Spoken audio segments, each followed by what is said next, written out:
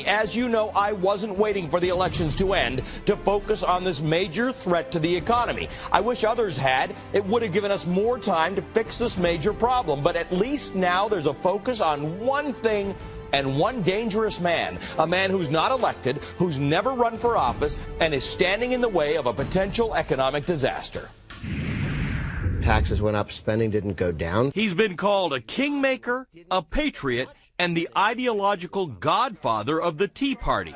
I am natural. Since the mid-'80s, Grover Norquist, the founder of Americans for Tax Reform, has been the driving force behind the anti-tax movement. His goal, to take big government and, in his words, drown it in the bathtub. Norquist's weapon is the Taxpayer Protection Pledge, which was at one point signed by 95% of GOP members of Congress. When you raise your hand, if you feel so strongly about not raising taxes. On the campaign trail this year, only one Republican presidential candidate, John Huntsman, dared to cross him. Norquist has clout. He's called the most powerful unelected man in America today. But since the November election, his fortunes have changed. I will violate the pledge. A pledge you signed 20 years ago, 18 years ago, is for that Congress. Well, I'm not obligated on the pledge. Republicans in Congress are jumping ship and supporting unspecified revenue hikes to help cut the deficit. And big business is now resigned to higher taxes.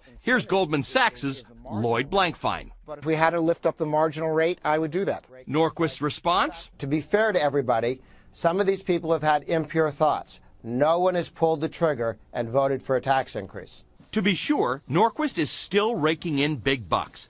According to OpenSecrets.org, he shelled out almost $14 million to defeat Democratic opponents in this past election cycle. We've run ads to let people know who's taken the pledge and who doesn't. We'll do phones into letting people know who's taken the pledge and hasn't. Norquist's big backers are powerful Republican operatives. Crossroads GPS, the super PAC led by GOP kingpin Karl Rove, and the Center to Protect Patient Rights, closely tied to the ultra-conservative Koch brothers. Those groups account for the majority of the Norquist budget, and there's no sign that they're running scared. Norquist truly believes that the best way to grow the economy is to tame big government.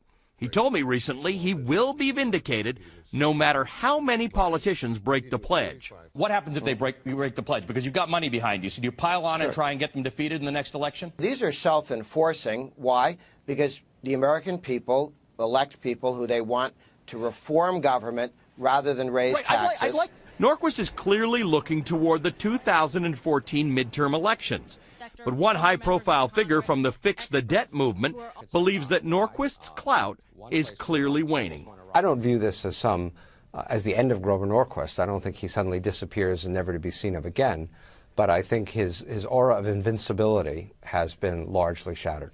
Grover may not be over just yet, but voters will deal his movement a shattering blow if they become more tolerant of those willing to break the Norquist pledge.